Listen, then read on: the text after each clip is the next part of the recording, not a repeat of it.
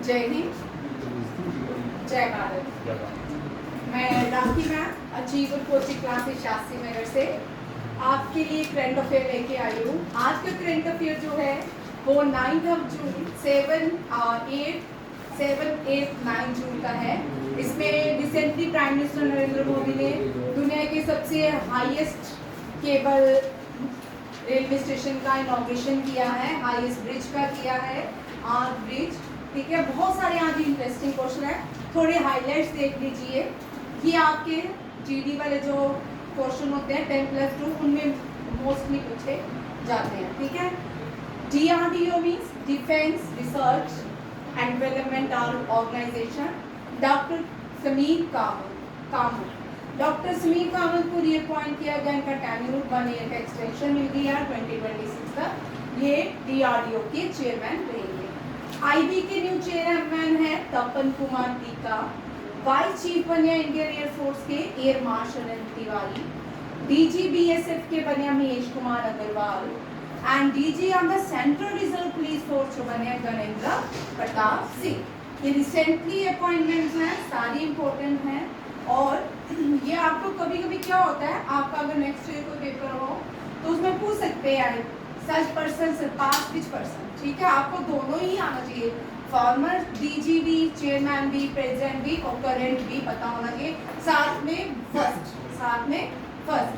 ठीक है, ये इस तरह के पेपर जो होते हैं, जो इंजीनियर बेस्ड बच्चे होते हैं ना, उनके डिफेंस में टेक्निकल पेपर होते हैं, इस तरह के वो क्वेश्चंस आते हैं। ठीक है, बड़े सारे बच्चे टेक्निकल पेपर दे सकते हैं वहाँ पे, तो वहाँ पे इस तरह के क्वेश्चंस रहते हैं। नेक्स्ट क्वेश्चन है, ये जो वो है पेंशन अदालत है। पेंशन अदालत जो है इसका इनॉग्रेशन डॉक्टर जितेंद्र सिंह ने किया है। ये 13 पेंशन अदालत है जिसमें ग्रेवियंसेस, दुख किनके, जिनको पेंशन में जो भी डिस्प्यूट्स होते हैं उनको लेके रेजोल्यूशन में लाए गए हैं। ये है 13 पेंशन अदालत कंडक्टेड एट विज्ञान भवन। विज्ञान भवन जो है इसका प्रीवियस नाम JR नेहरू भवन होता था, अब विज्ञान भवन new Delhi under the chairmanship doctor Jitendra Singh. इसमें 140 लॉन्ग पेंडिंग केस फैमिली जो पेंशन ग्रेवियंसेस थे उनका देखा गया, उसमें से 60 जो किए हैं 300 समथिंग किए गए हैं। ये जो है ये लोग कौन से थे, ग्रीवेंसेस को किन लोगों के लिए था, enhance dignity and financial security for the family pensioners. अब देखिए 415 grievances related to the family pension matter pertaining 19 department. इसमें कितने डिपार्टमेंट को लाया गया, 19 डिपार्टमेंट। जैसे कि रिड्रेसल केसेस के लिए लोक अदालत लगाई जाती है, वैसे ही पेंशन को डिस्प्यूट को खत्म करने के लिए जो भी लोग ग्रेवियंसेस में हैं उनके लिए ये पेंशन अदालत लगाई। ठीक है, ये 13 पेंशन अदालत है और डॉक्टर जितेंद्र सिंह ने इनॉग्रेशन किया है। 325 ग्रेवियंसेस वर रिजॉल्व। कितने 315 जो है वो खत्म हो चुके हैं, उनके मैटर जो है डिस्प्यूट जितने भी थे वो क्या हो चुके हैं, खत्म हो चुके हैं। आपको 3 क्वेश्चन इसमें से आएंगे, which is the addition of the pension अदालत, who inaugurated the pension अदालत and what is the aim of the pension अदालत, to resolve grievances and have dignity and financial security for the family। कितने लोगों को इसमें से benefit दिया गया और कितने रह गया, ये भी how many departments come under the pension अदालत। ये सारे क्वेश्चन भी इसी में पूछे जा सकते। Next question, India Central Asia dialogues. ये इंडिया सेंट्रल एशिया डायलॉग जो है 4th मीटिंग थी इसकी, न्यू दिल्ली में ऑर्गेनाइज की गई। इसमें प्राइम मिनिस्टर ने इसको इनॉग्रेट किया with the 5 Central Asian countries. ये 5 सेंट्रल एशियन कंट्रीज कौन सी थी, आपको इतना याद रखना है कि इंडिया ये लिखो आप, India Central Asia dialogue was held in New Delhi and meeting was led by Prime Minister Narendra Modi। How many landlocked country participate in the India central है, तो ये जो countries है, these countries are Central Asian countries। कौन सी है, central का मतलब जो सेंट्रल एशियन कंट्रीज हैं उनके साथ डायलेक्ट हुआ है इंडिया और सेंट्रल एशियन कंट्री।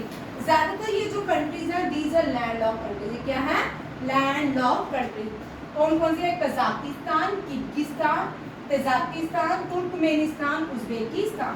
ये 5 कंट्री है, एससीओ के भी मेंबर है, सेंट्रल एशियन भी है और लैंड लॉक कंट्री भी है। फॉर्मर ये यूएसएसआर का पार्ट थी। ठीक है, लिखो कजाकिस्तान इज द, ये लिखो जो इनमें से क्वेश्चन जीएसटी भी बनकर लिखिए। Kazakhstan is the largest land lock country of the world. Kazakhstan is the largest landlocked country in the world.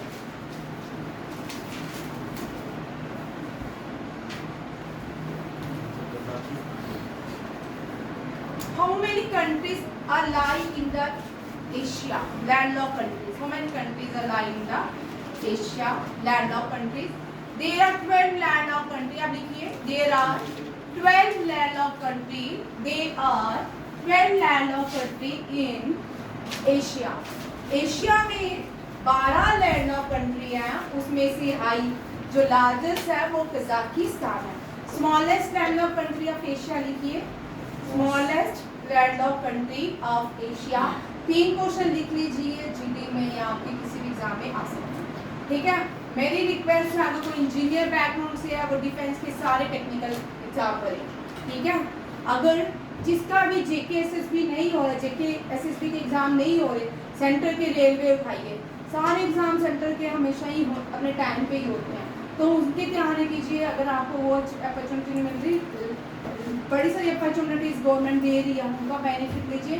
उनमें इस तरह के क्वेश्चन रहते हैं जो मैं आपको बोल रही हूँ, उनमें इस तरह के क्वेश्चन रहते हैं। लाओस लिखो, LAOS, Laos is the smallest landlocked country of Asia and smallest landlocked country of the world, Vatican city. हाँ लिखिए, वेटिकन सिटी। ठीक है, लाओस जो है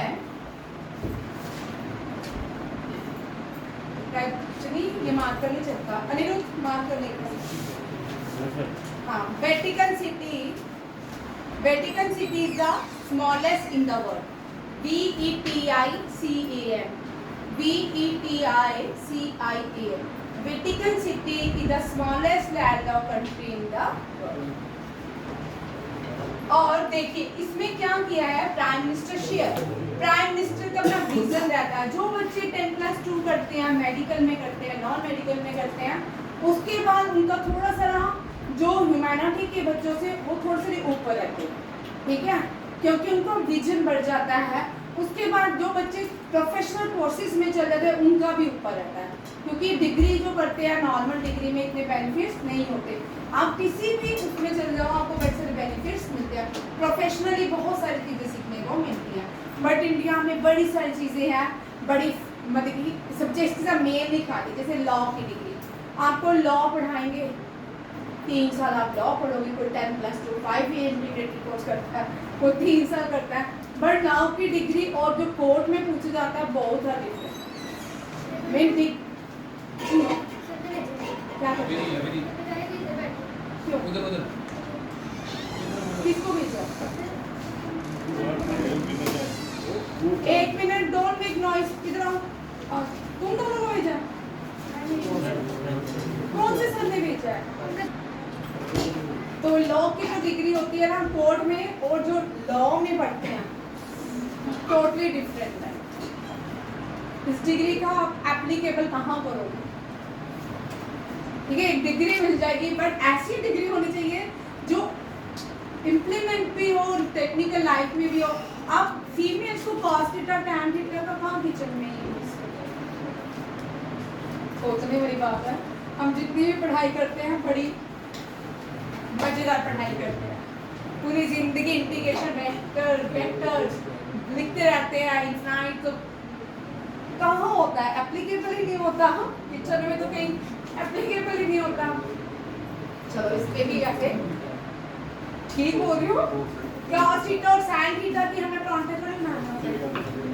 ठीक है, नेक्स्ट देखिए क्या बोलते हैं, यहाँ देखो भाई, स्मॉलेस्ट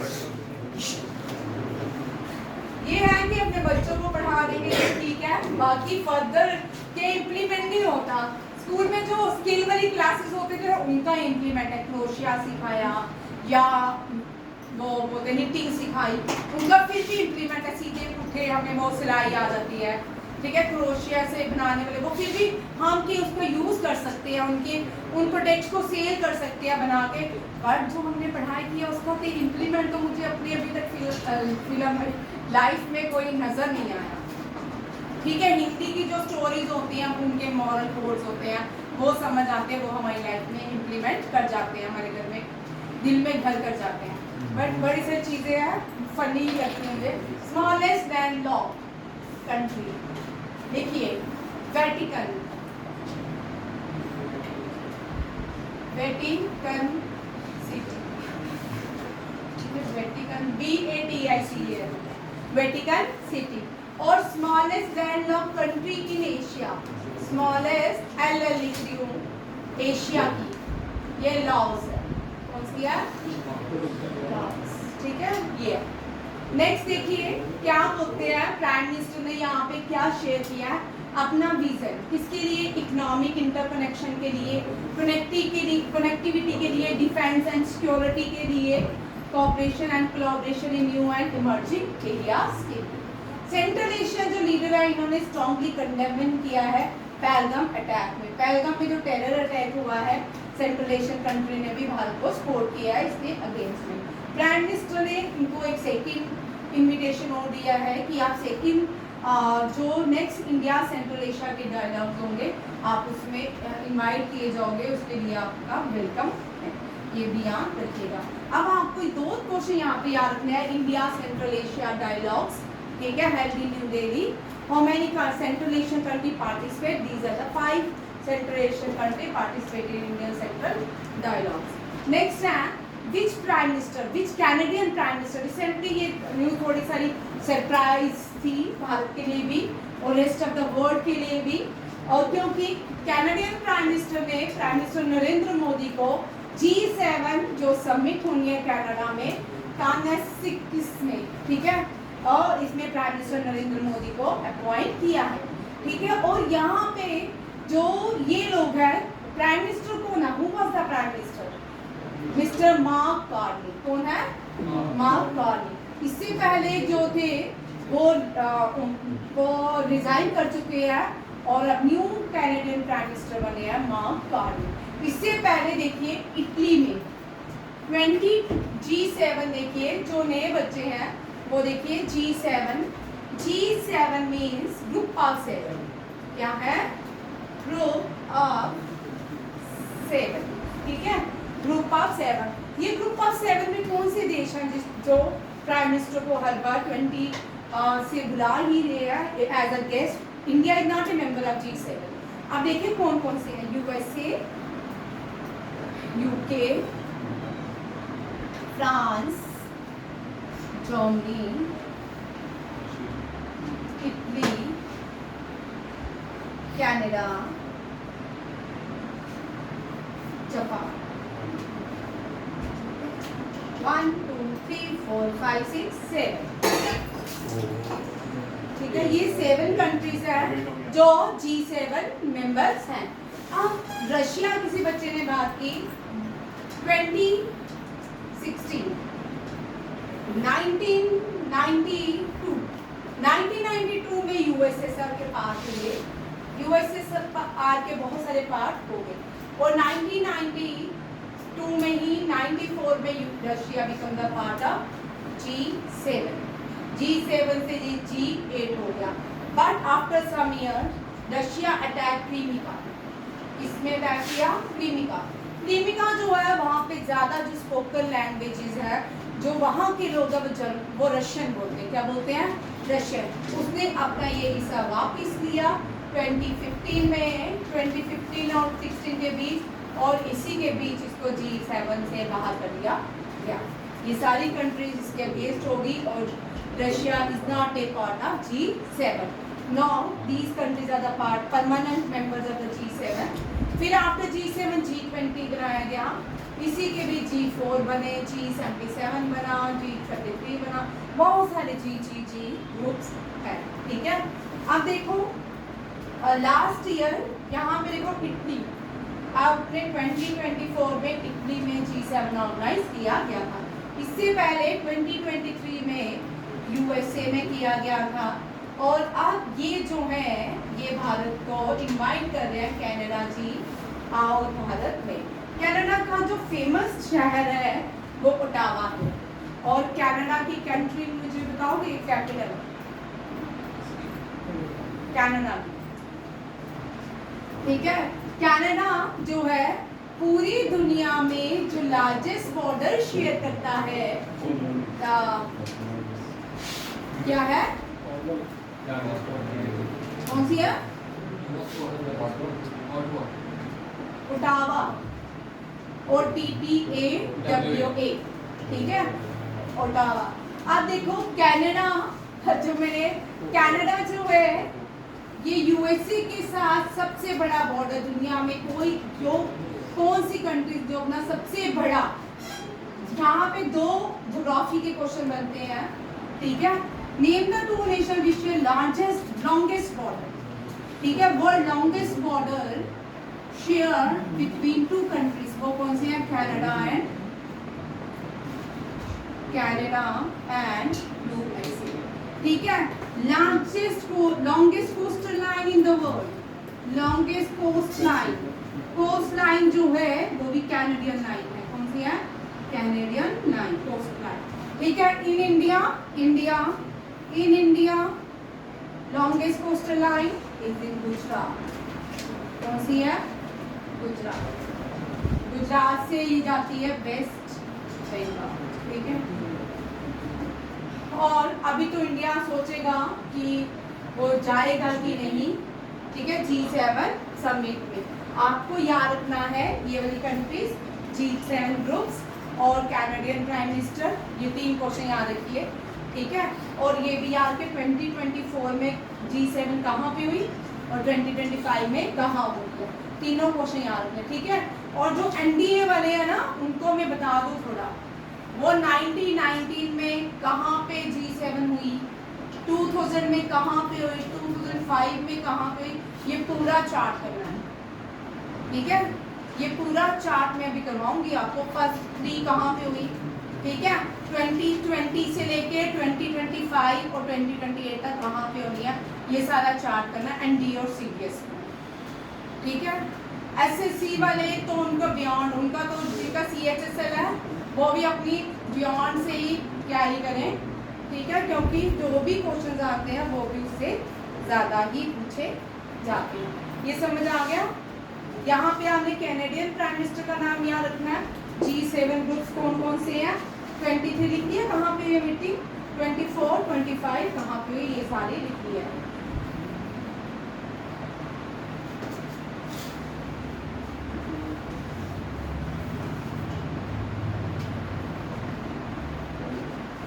सब ये क्वेश्चन इंपॉर्टेंट है, पूछ जाते हैं। Longest coast line of the world is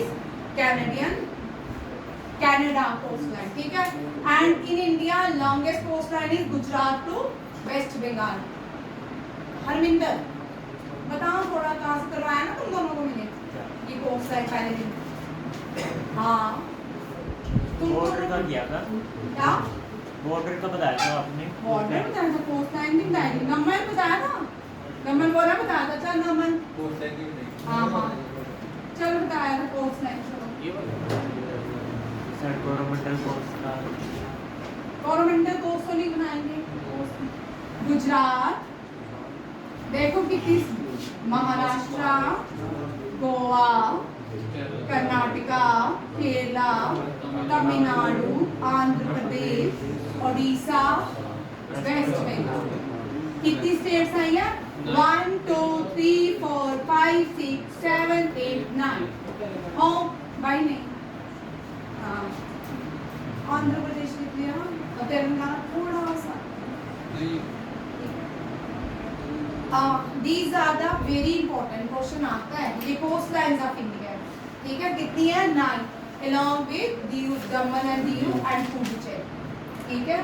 ये कोस्ट लाइन्स ऑफ भारत की, ये बना लो ऐसे ही, गुजरात, महाराष्ट्र, गोवा, कर्नाटका, केरला, तमिलनाडु, आंध्र प्रदेश, उड़ीसा, वेस्ट बंगाल। आज का बर्निंग टॉपिक जो है वो एक मैरिड कपल है जो करंट टॉपिक चल रहा है इंडिया में, जिसका पति खो गया था, मेघालय में मर्डर हो गया था, पत्नी लापता हो गई थी, पत्नी को ढूंढना आया है। तो आप देखो शाम तक क्या मिस्ट्री सॉल्व होती है, कौन कल्प्रिट है। ठीक है, इंडियन कोस्ट लाइन जाती है गुजरात टू वेस्ट बंगाल। लड़की मेघालय से गाजीपुर में मिली, आज सुबह ही आई है। देखो क्या क्या इंडिया में हो रहा है। हमारे यहाँ की जो प्रथा थी, यमराज से पत्नियां अपने पतियों को ले आती थी, आप खुद ही यमराज के पास भेज रही है पत्नियों को। ठीक है, हमारे यहाँ की प्रथा को सरपास किया जा रहा है, पत्नियां यमराज के पास अपने पतियों को। अभी आपने देखा रिसेंट लास्ट मंथ भी एक पत्नी ने अपने पति के टुकड़े टुकड़े करके गुजरात, ये हाँ ये कर लिया, देखा, ये कोस्ट लाइन है, ये भी क्वेश्चन आ सकता है। ठीक है, आप बोलते हैं नेक्स्ट क्वेश्चन देखते हैं।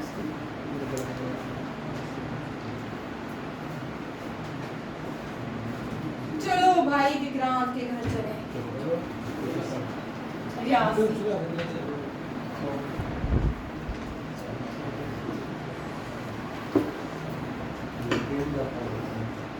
प्राइम मिनिस्टर नरेंद्र मोदी ने इनॉग्रेशन किया है। इसमें अभी recently prime minister visit in J&K and he deliver ₹46,000 crore project to 46,000 8 हो गया भाई, 48 कर लो। ठीक है, ये मैंने PIB से लिया है, इसकी ये गलती होगी। ठीक है, 48,000 ये जो PIB का डिटेल में फिगर्स जो हूँ PIB से लेती हूँ, वहाँ वो ठीक है, चेक करूँगी फिर से। ठीक है, प्राइम मिनिस्टर ने गवर्नमेंट ऑफ J&K को 46,000 करोड़ रुपीस देने के डेवलप प्रोजेक्ट्स के लिए पैसे दिए हैं। और प्राइम मिनिस्टर ने J&K में दुनिया का सबसे बड़ा रेलवे आंख ब्रिज रेलवे आंख ब्रिज जो है इसका इनॉग्रेशन किया है। कहाँ पे? अंजी ब्रिज। ये अंजी ब्रिज इसको कहा गया है अंजी टू थर्ड। कहाँ? अंजी टू थर्ड। इंडिया का पहला first cable stay railway bridge है। अब यहाँ से थोड़ा हम पास्ट में जाते हैं। प्राइम मिनिस्टर नरेंद्र मोदी को प्राइम मिनिस्टर बने हुए 11 साल हो गया, कल हुए थे। देखो उसने भारत की कौन कौन सी मॉन्यूमेंट्स हैं, चीजें हैं जो वर्ल्ड नंबर 1 हो चुकी हैं, उसने सरपास किया है। जैसे स्टैचू ऑफ यूनिटी। क्या है? Statue of unity. अब यहाँ पे कभी भी कोई क्वेश्चन आ सकता है, स्टैचू ऑफ यूनिटी जो दुनिया का हाईएस्ट स्टैचू बन गया है, इसने कौन से मॉन्यूमेंट्स को सरपास किया है? स्टैचू ऑफ लिबर्टी को। इसको statue of liberty. Statue of liberty जो है ये फ्रेंच रेवोल्यूशन में बहुत महत्वपूर्ण था। इसके एक हाथ में एनलाइटमेंट है तो दूसरे हाथ में इसके कॉन्स्टिट्यूशन है। ठीक है नहीं? और ये जो स्टैचू ऑफ यूनिटी है ये यूएसए को दिया गया। किसको? फ्रांस ने गिफ्ट किया था। किसको? यूएसए में। स्टैचू ऑफ लिबर्टी पूछा जाता है कौन से शहर में स्थापित है? ये न्यूयॉर्क। ठीक है। और स्टैचू ऑफ यूनिटी जो है ये गुजरात में है। ये लिखिए भाई नए बच्चे, लिखो। Highest statue of the world is statue of unity. Statue of unity. Highest statue in the world is statue of unity. आप लिखो स्टैचू ऑफ यूनिटी।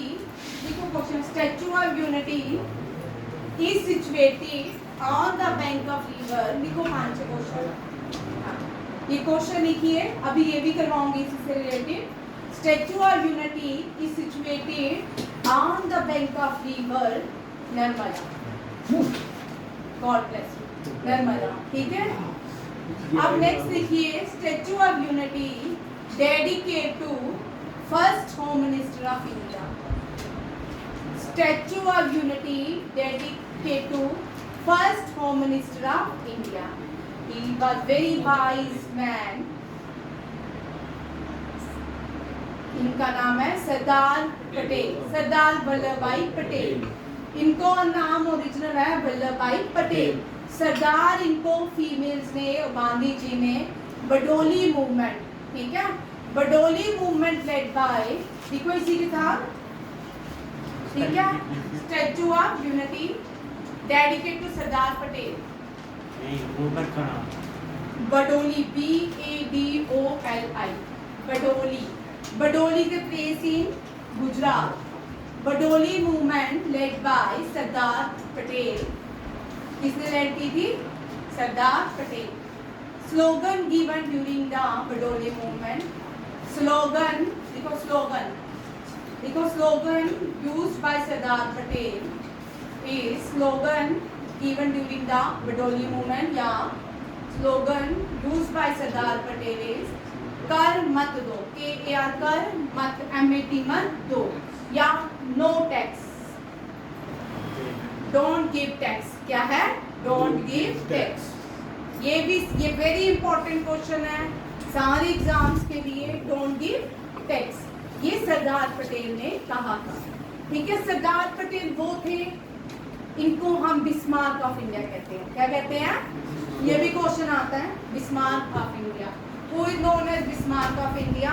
विशाल, उसको पढ़ने दे, उसको मान डिस्ट्रक्टिव कर, उसने ऑफिसर बनना है, देखते को विशाल नाम का व्यक्ति छुप गया, Bismarck of India, Bismarck of India किसको कहते हैं? सरदार पटेल को। सरदार पटेल भारत के पहले प्राइम मिनिस्टर नियुक्त हुए थे, बट वो प्राइम मिनिस्टर नहीं बने। जवाहरलाल नेहरू रूठ गए, बोलते मैं बनूंगा, छोटा बच्चा रूठ जाता ना, मुझे ये बंदूक चाहिए, वैसे ही जवाहरलाल नेहरू को प्राइम मिनिस्टर की गलती चाहिए। देखो कितना, सोचा जाए तो कैसा ये कोई मजाक चल रहा था, देश का कि मजाक था? गांधी जी से भी कोई पूछे कि देश था कि मजाक चल रहा था? कोई भी व्यक्ति ने, किसी भी व्यक्ति ने जवाहरलाल नेहरू को एक वोट भी नहीं किया, और सारे के सारे प्राइम मिनिस्टर की नियुक्ति में वोट किसको गए? सरदार पटेल को। और जवाहरलाल नेहरू कहते हैं छोटे बच्चे की तरह रूठ के, और महात्मा गांधी बोलते थे दो बेचारे को प्राइम मिनिस्टर बना दो, उठने से अच्छा, ठीक है। चलो ये हो गया। अब यहाँ लिखो next question, world highest arch bridge, name the world highest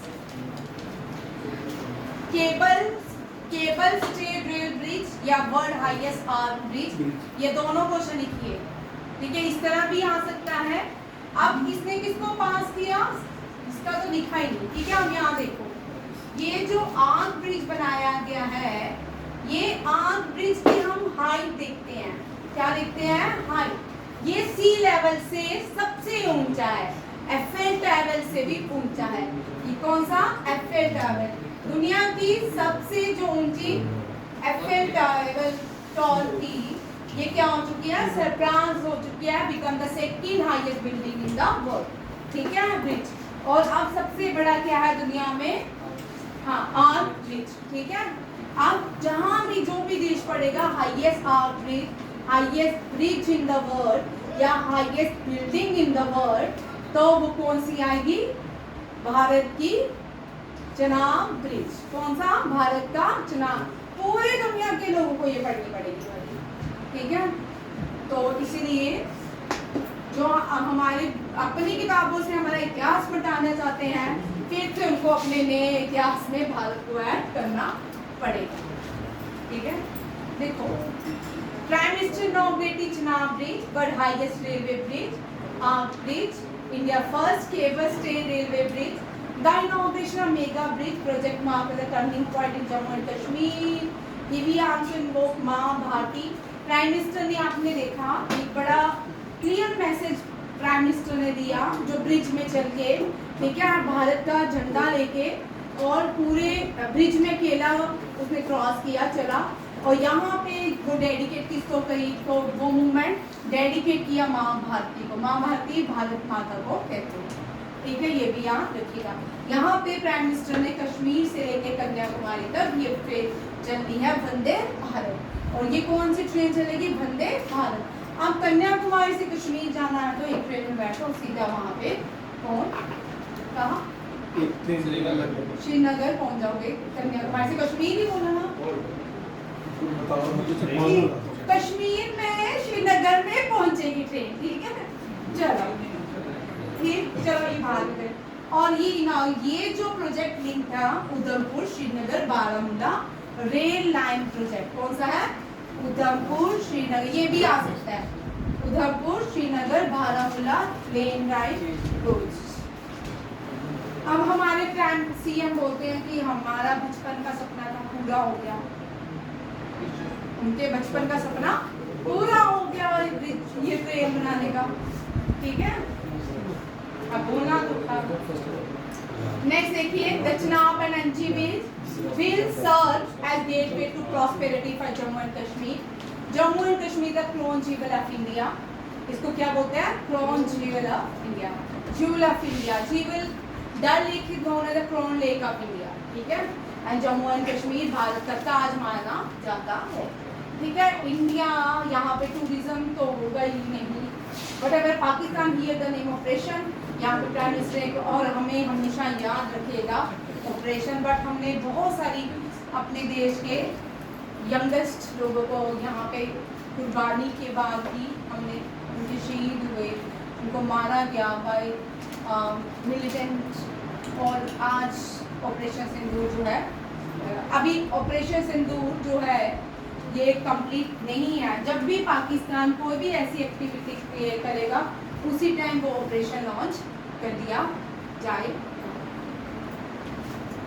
अब कुछ लोगों का कहना है, हम बोलते सीज फायर, कुछ लोग बोलते कि ठीक है जो बॉर्डर में रहते थे कल छोड़ के आए थे वो बोलते थे आज 2 दिन में ही काम खत्म हो जाए, क्योंकि अब बहुत सारे लोग घर से भाग गए थे, शिफ्ट हो गए थे, अपने खाली घर छोड़, अपने भरे हुए घर छोड़ के बॉर्डर से अपने अपने घर से भागे थे लोग उसी दिन। तो इंडिया ने पाकिस्तान के बहुत सारे बेस, एयर बेस जो है उड़ाए। कुछ लोगों का मानना है एक एयर बेस में अमेरिका के जहाज थे, हाँ, जिस न्यूक्लियर बॉम्ब तो उड़ा ही है, और वहाँ पे अमेरिका के जहाज थे, जिसकी वहाँ पे हो सकता है कि उनके जहाज भी, अमेरिका अपने कुछ जहाज़ों को वहाँ रखा है। भाई देखो, बड़ी अमेरिका करता कुछ है कहता कुछ है, ठीक है, क्योंकि इस टाइम दुनिया की मार्केट, चाइना अपनी कंट्रियों में अलो नहीं करता, किसी को करता है अपनी कंपनियां बनाने के लिए, बाहर के लोगों को अलो नहीं करता। सारी मार्केट लोगों को ट्रेड करना है भाई, ट्रेड करने के लिए पूरी दुनिया की नजर किस पे है? भारत पे। उनको भारत के साथ बिजनेस भी करना है। यूक्रेन रशिया की वार में इंडिया ने पूरे का पूरा कच्चा तेल अब रशिया से खरीद लिया, और वही तेल बाद में इंडिया ने से अपने मनचाहे दामों में बेचा।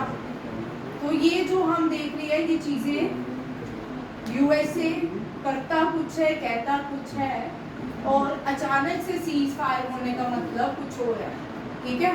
और जो सीज फायर हुआ है उसके बाद हम हर रोज सुनते हैं पाकिस्तान में अर्थक्वेक आया, सेम रिक्टर स्केल है 4 रिक्टर स्केल में, हर रोज पाकिस्तान में 2 दिन छोड़ के 3 दिन छोड़ के वहाँ पे अर्थक्वेक आता है।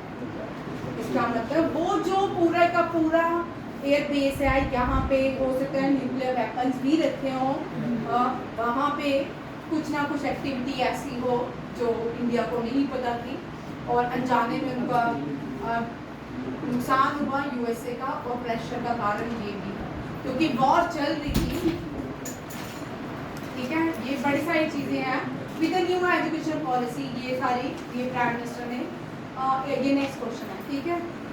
देखो, इंडिया यूथ है made in mark globally, our youth युवा शक्ति, युवा शक्ति जो है इसने बड़ा काम करना है। न्यू पॉलिसी एजुकेशन में लाया गया है, न्यू एजुकेशन पॉलिसी में स्किल कोर्स, स्किल डेवलपमेंट में काम, स्टार्टअप में, ताकि यूथ जो है आने वाले टाइम में डेवलप हो जाए। भाई भारत में ऐसा नहीं था, भारत में 64 कलाएं सिखाई जाती थी, जब गुरुकुल होते थे भारत में 64 कलाएं सिखाई जाती थी, और कैसे बिता पैसे ज़्यादा टाइम इंडिया की ये 64 कलाएं थी कम होती गई। इंडिया वेस्टर्न एजुकेशन सिस्टम में आ गया, जब वेस्टर्न एजुकेशन सिस्टम में आ गया रट्टाफिकेशन बढ़ने लगा, इंग्लिश एक बोझ बन गया, बच्चों के दिमाग में इंग्लिश नहीं आती, ठीक है। इसका बड़ी सारा नुकसान हुआ। अगर वेल स्किल डेवलपमेंट जब भी रैंकिंग आती है भारत को सबसे पिछड़ा हुआ डिक्लेयर किया जाता है। सब जबकि भारतीय 64 कलाओं का क्या था, एनिशियंट टाइम में 64 कलाएं भारत में ही दी थी, स्किल डेवलपमेंट भारत ने ही दिया, और आज हमें रैंकिंग में सबसे पीछे डालते। ये क्वेश्चन कल करेंगे क्योंकि आज नहीं करेंगे। मैम आगे होंगे, आपके क्लास है। जय हिंद, थैंक यू, जय भारत।